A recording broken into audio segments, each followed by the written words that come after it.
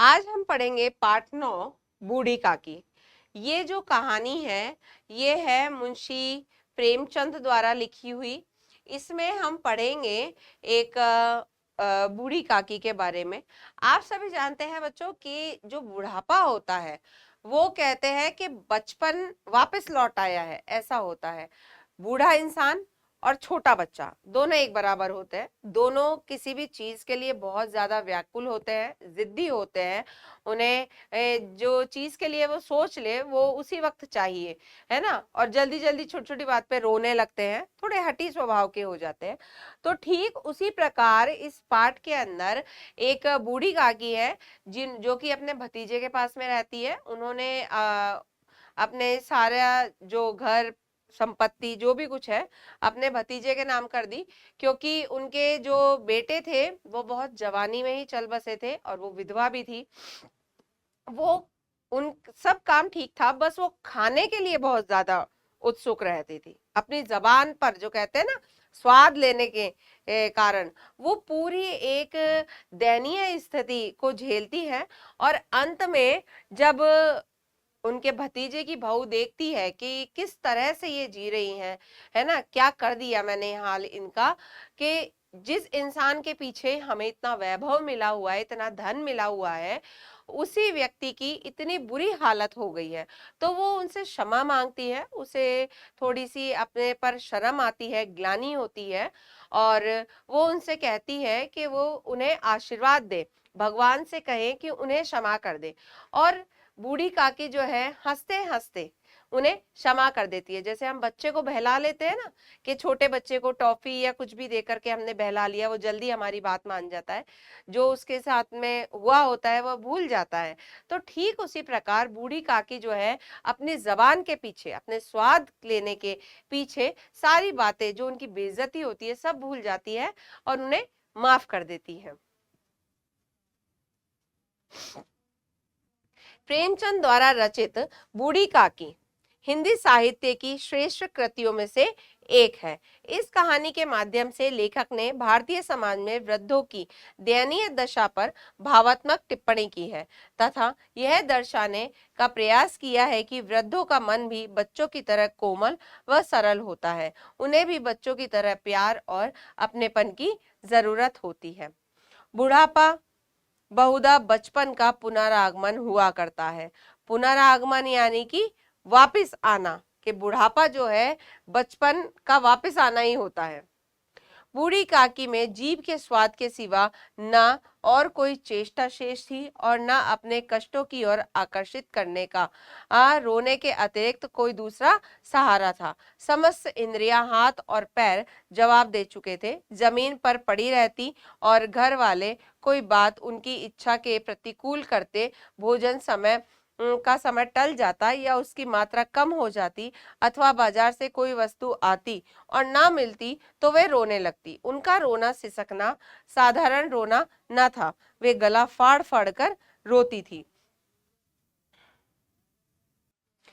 उनके पति को स्वर्ग सिधारे बहुत वक्त हो चुका था। बेटे तरुण होकर चल बसे थे, तरुण यानी कि युवावस्था में ही चल बसे थे। अब एक भतीजे के सिवाय और कोई न था। उसी भतीजे के नाम उन्होंने अपनी सारी संपत्ति लिख दी। बुद्धिराम ने सारी संपत्ति अपने नाम लिखाते समय खूब लंबे चौड़े वादे किए, किंतु वे सब वादे केवल कुली डिपो के दलालों के दिखाए हुए सब्जबाग थे। यद्यपि यह संपत्ति की वार्षिक आय कम न थी, तथापि बूढ़ी काकी को पेट भर भोजन भी कठिनाई से मिलता था। लड़कों का बूढ़ों से स्वाभाविक विद्वेष होता ही है, और फिर जब माता पिता का यह रंग देखते हैं तो वे बूढ़ी काकी को और सताया करते। कोई चुटकी काट कर भागता, कोई उन पर पानी कुल्ली कर देता। काकी चीख मारकर रोती, परंतु यह बात प्रसिद्ध थी कि वे केवल खाने के लिए रोती है, अतएव उनके संताप और आर्तनाद पर कोई ध्यान नहीं देता। उनके संताप यानी कि दुख पर।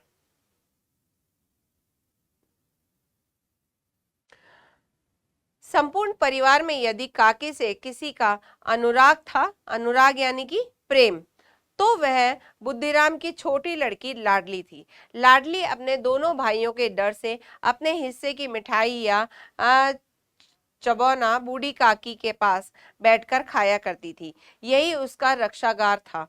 और यद्यपि काकी की शरण और उनकी लोलुपता के कारण महंगी पड़ती थी, तथापि भाइयों के अन्याय की तुलना में कहीं सुलभ थी। इस स्वार्थानुकूलता में ने उन दोनों में सहानुभूति का आरोपण कर दिया था। रात का समय था। बुद्धिराम के द्वार पर शहनाई बज रही थी और गांव के बच्चों का झुंड विस्मयपूर्ण नेत्रों से गाने का रसा रसा रसावसादन यानी कि रस को का स्वाद लेना, है ना, कि गाने चल रहे थे तो वो इतने मधुर चल रहे थे कि वो उसके रस का पान कर रहा था। आज बुद्धिराम के बड़े लड़के मुखराम का तिलक आया है। यह उसी का उत्सव है। घर के भीतर स्त्रियां गा रही थी और रूपा मेहमानों के लिए भोजन के प्रबंध में व्यस्त थी। भट्टियों पर कढ़ा चढ़े थे। एक में पूड़ियां या कचौड़ियां निकल रही थी। एक बड़े पतीले में मसालेदार सब्जी पक रही थी। घी और मसालों की सुगंध चारों ओर फैली हुई थी। बूढ़ी काकी अपनी कोठरी में बैठी हुई थी। यह सुगंध उन्हें बेचैन कर रही थी। वे मन ही मन सोच रही थी, इतनी देर हो गई, कोई भोजन लेकर नहीं आया। मालूम होता है सब लोग भोजन कर चुके हैं। यह सोचकर उन्हें रोना आया, परंतु अशुभ के कारण वे रो ना सकी। अब शगुन होता है कुछ अशुभ होना, बुरा शगुन होना।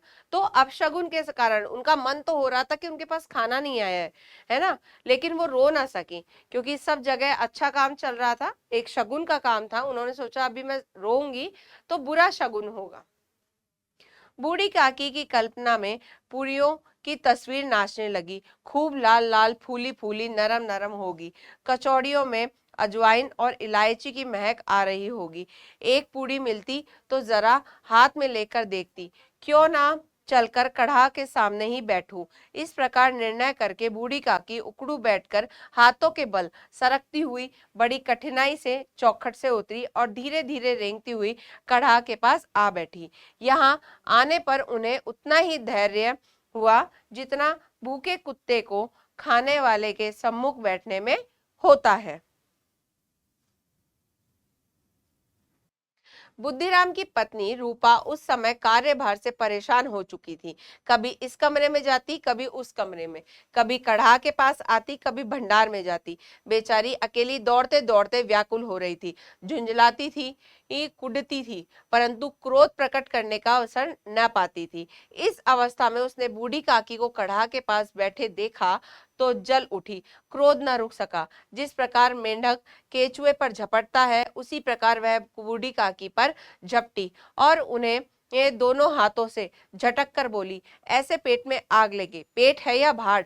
कोठरी में बैठते हुए क्या दम घुटता था? अभी मेहमानों ने नहीं खाया, भगवान को भोग नहीं लगा, तब तक धैर्य ना हो सका? बूढ़ी काकी ने सिर उठाया, न रोई न बोली, चुपचाप रेंगती हुई अपनी कोठरी में चली गई। भोजन तैयार हो गया। आंगन में पत्तल पड़ गई। मेहमान खाने लगे। बूढ़ी काकी अपनी कोठरी में जाकर पश्चाताप कर रही थी कि मैं कहाँ चली गई। उन्हें रूपा पर क्रोध नहीं था, अपनी जल्दबाजी पर दुख था। सच ही तो है, जब तक मेहमान लोग भोजन न कर लेंगे घर वाले कैसे खाएंगे? मुझसे इतनी ही देर भी न रहा गया। अब जब तक कोई बुलाने न आएगा न जाऊंगी।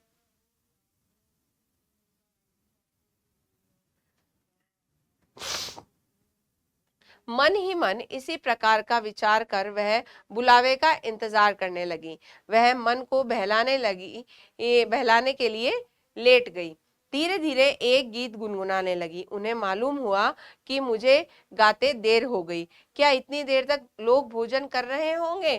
किसी की आवाज नहीं सुनाई देती। अवश्य ही लोग खा पीकर चले गए, मुझे कोई बुलाने नहीं आया। रूपा चिढ़ गई है, क्या जाने न बुलाए। बूढ़ी काकी चलने के लिए तैयार हुई। यह विश्वास है कि 1 मिनट में पूड़ियां और मसालेदार सब्जियां सामने आएगी। उनकी स्वादेंद्रियां गुदगुदाने लगी। उन्होंने मन में तरह तरह के मसूबे मंसूबे बांधे। पहले सब्जी से पुड़िया खाऊंगी, फिर दही और शक्कर से, कचौड़ियाँ रायते के साथ, मजेदार मालूम होगी। चाहे कोई बुरा माने या भला, मैं तो मांग मांग कर खाऊंगी। यही न लोग कहेंगे कि इन्हें विचार नहीं, कहाँ करें। इतने दिन इनके बाद पुड़िया मिल रही है तो मुंह झूठा करके थोड़ी ही उठ जाऊंगी।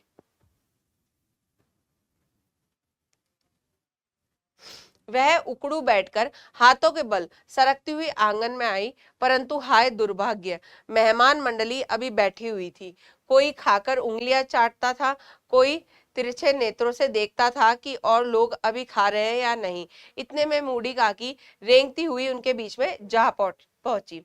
पंडित बुद्धिराम काकी को देखते ही क्रोध से तिलमिला गए। लपक कर उन्होंने काकी के दोनों हाथ पकड़े और घसीटते हुए लाकर उन्हें अंधेरी कोठरी में धम से पटक दिया।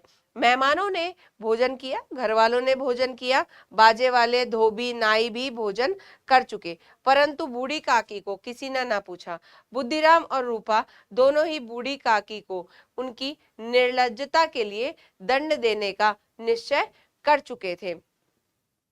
निर्लज्जता, निर्लज्जता का अर्थ होता है कि कोई लाज, है ना, लाज, जो उन्होंने लाज खो दी थी अपनी, ने इतनी ज्यादा निर्लज हो गई थी वो, तो उसके लिए वो उन्हें दंड देने का निश्चय कर चुके थे, पूरा तय कर चुके थे।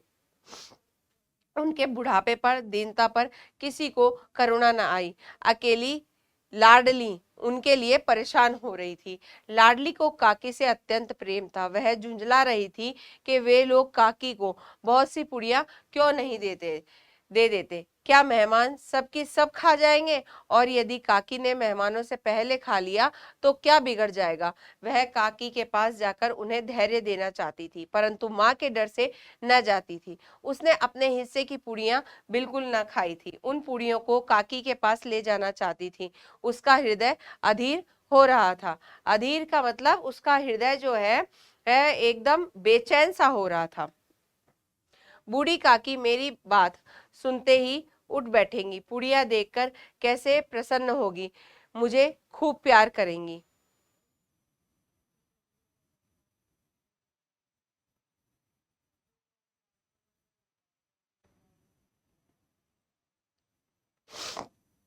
रात के 11 बज गए थे। रूपा आंगन में पड़ी सो रही थी।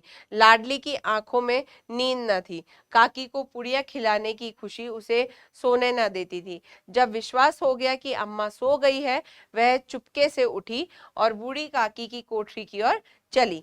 बूढ़ी काकी को केवल इतना याद था कि किसी ने मेरे हाथ पकड़कर घसीटे और फिर ऐसा मालूम हुआ कि जैसे कोई पहाड़ पर उड़ाए लिए जाता है। उनके पैर बार बार पत्थरों से टकराए, तब किसी ने उन्हें पहाड़ पर हर दे पटका, वे मूर्छित हो गई, यानी कि वो बेहोश हो गई।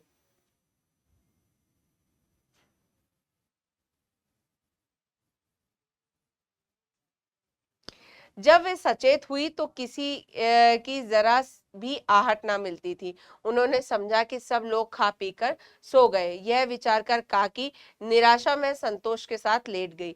ग्लानि से गला भर भर आता था, परंतु मेहमानों के डर से रोती ना थी। सहसा उसके कानों में आवाज आई, काकी उठो, पुड़िया लाई हूं। काकी ने लाडली की बोली पहचानी, चटपट उठ बैठी, दोनों हाथों से लाडली को टटोला और उसे गोद में बैठा लिया। लाडली ने पुड़िया निकालकर दी। काकी ने पूछा, क्या तुम्हारी अम्मा ने दी है? लाडली ने कहा, नहीं, यह मेरे हिस्से की है। काकी पुड़ियों पर टूट पड़ी। 5 मिनट में पिटारी खाली हो गई। लाडली ने पूछा, काकी पेट भर गया? जैसे थोड़ी सी वर्षा ठंडक के स्थान पर गर्मी पैदा कर देती है, उसी तरह इन थोड़ी पुड़ियों ने काकी की क्षुधा और इच्छा को, यानी उनकी भूख और उनकी जो इच्छा थी ना पुड़ी खाने की, उसको और उत्तेजित कर दिया था। बोली, नहीं बेटी, जाकर अम्मा से और मांग लाओ। लाडली ने कहा, अम्मा सो गई है, जगाऊंगी तो मारेगी। काकी ने पिटारी को फिर टटोला। उसमें कुछ खुचरन गिरे थे, उन्हें निकालकर वे खा गई। बार बार होठ चाटती थी, चटकारे भरती थी।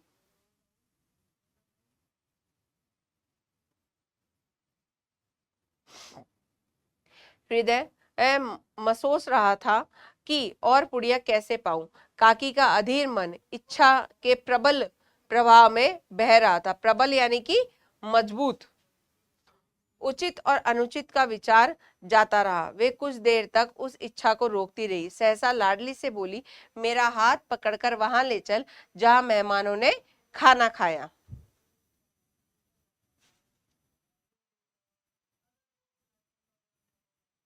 लाडली उनका अभिप्राय समझ न सकी। उसने काकी का हाथ पकड़ा और ले जाकर झूठे पतलों के पास बैठा दिया। काकी पतलों से पूड़ियों के टुकड़े चुन चुन कर खाने लगी। ओ, दही कितना स्वादिष्ट था, कचौड़ियाँ कितनी सलोनी खस्ता, कितनी सुकोमल। काकी बुद्धिहीन होते हुए भी इतना जानती थी कि मैं वह काम कर रही हूँ जो मुझे कदापि न करना चाहिए। मैं दूसरों की झूठी पत्तल चाट रही हूँ, परंतु बुढ़ापा तृष्णा रोग का अंतिम समय है। तृष्णा की लालसा, जब संपूर्ण इच्छाएं एक ही केंद्र पर आ लगती है। बूढ़ी काकी में यह केंद्र उनकी स्वादेंद्रिया थी। स्वादेंद्रिया मतलब कि उनकी जीभ का स्वाद। ठीक उसी समय रूपा की आंखें खुली। उसे मालूम हुआ कि लाडली मेरे पास नहीं है। चौकी चारपाई से इधर उधर देखने लगी कि कहीं नीचे तो नहीं गिर पड़ी। उसे वहां ना पाकर वह उठी तो क्या देखती है कि लाडली जूठे पत्तलों के पास चुपचाप खड़ी है और बूढ़ी काकी पर से पुड़ियों के टुकड़े उठा उठा के खा रही है। बूढ़ी काकी, उसने क्या देखा कि लाडली तो चुपचाप खड़ी है और बूढ़ी काकी जो है दूसरों के झूठे पत्तलों में से उनकी जूठन खा रही है। रूपा का हृदय सन्न हो गया। यह वह दृश्य था जिसे देखकर देखने वालों के हृदय कांप उठे। ऐसा प्रतीत होता मानो जमीन रुक गई, आसमान चक्कर खा रहा है, संसार पर कोई विपत्ति आने वाली है। रूपा को क्रोध न आया। शोक के सम्मुख क्रोध कहाँ। करुणा और भय से उसकी आंखें भर आई।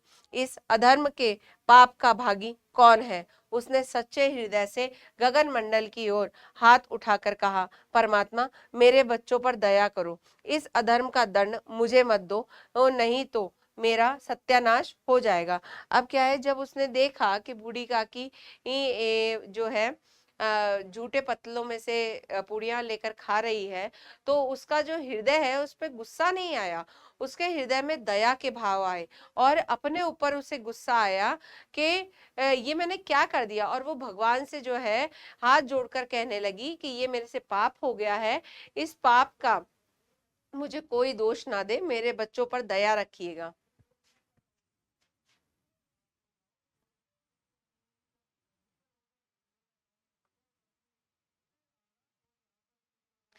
रूपा की ओर स्वार्थपरता और अन्याय इस प्रकार प्रत्यक्ष रूप में कभी न दिखे पड़े थे। वह सोचने लगी, हाय कितनी निर्दयी हूं। निर्दयी यानी कि जिन्हें दया नहीं आती, दयाहीन।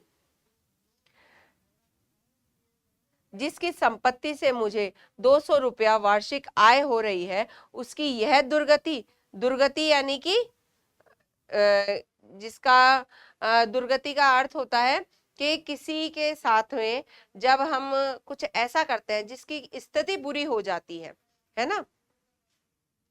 और मेरे कारण, हे दया में भगवान, मुझसे बड़ी भारी गलती हुई है, मुझे क्षमा करो। रूपा ने दिया जलाया, अपने भंडार का द्वार खोला और एक थाली में सारा भोजन सजाकर बूढ़ी काकी की ओर चली।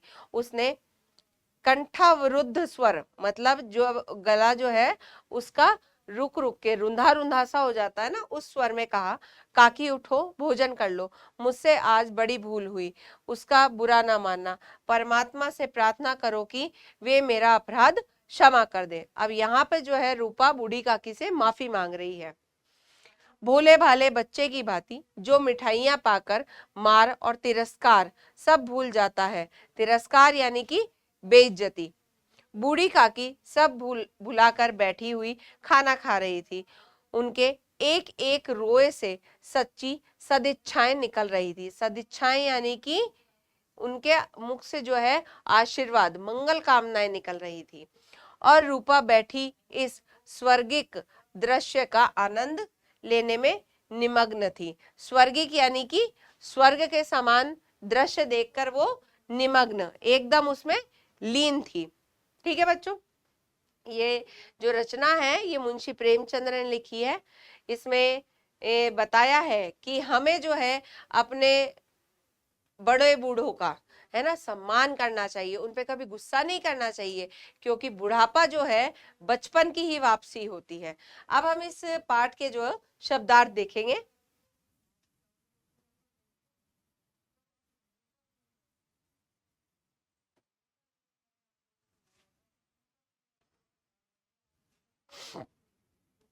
पुनरागमन दोबारा आना, तरुण युवा, संताप दुख, अनुराग प्रेम, अपशगुन बुरा शगुन, निर्लज्जता बेशर्मी, निश्चय पक्का इरादा, अधीर व्याकुल, प्रबल मजबूत, तृष्णा लालसा या अभिलाषा, निर्दयी दयाहीन, दुर्गति बुरी दशा, सदिच्छाएं मंगल कामनाएं, निमग्न मन से लगना रता हुआ। ठीक है बच्चों, यहाँ पे इसके शब्दार्थ होते हैं। अब हम इसके प्रश्न उत्तर देखेंगे।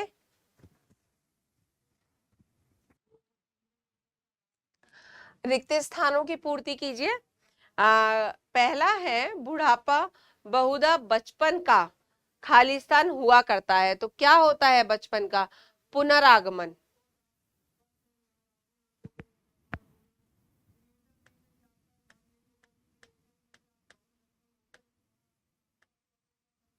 अगला है बूढ़ी काकी अपनी खाली स्थान में बैठी हुई थी, तो कहाँ बैठी हुई थी? अपनी कोठरी में।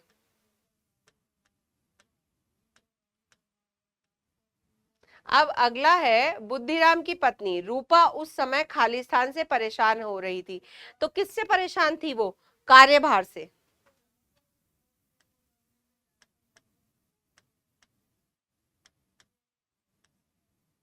अगला है लाडली को काकी से क्या था? खाली स्थान था, तो क्या था? अत्यंत प्रेम।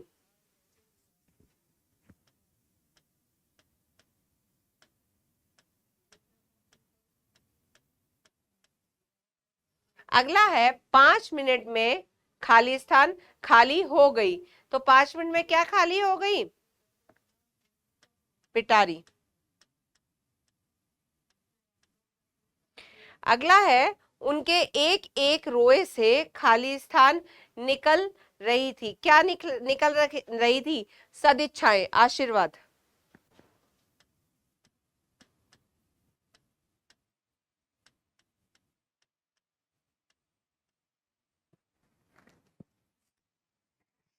यह वह दृश्य था जिसे देखकर देखने वालों के खाली स्थान कांप उठे, हृदय।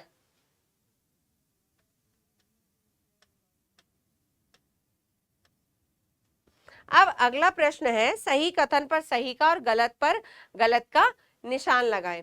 पहला है प्रस्तुत पाठ मुंशी प्रेमचंद द्वारा रचित है, सही। दूसरा है बूढ़ी काकी अपने भतीजे बुद्धिराम के साथ रहती थी, सही। तीसरा है काकी ने अपनी सारी संपत्ति अपने भतीजे बुद्धिराम के नाम कर दी, सही। चौथा है काकी के प्रति स्वर्ग सिधार चुके थे, सही।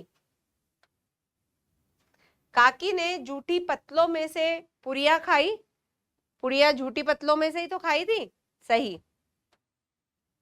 फिर है लाडली ने अपने हिस्से की पुड़िया गाय को खिला दी, नहीं, गलत, उसने काकी को खिलाई थी। ठीक है बच्चों, ये वाला प्रश्न हमारा पूरा हो गया है। अब हम अगला प्रश्न करते हैं।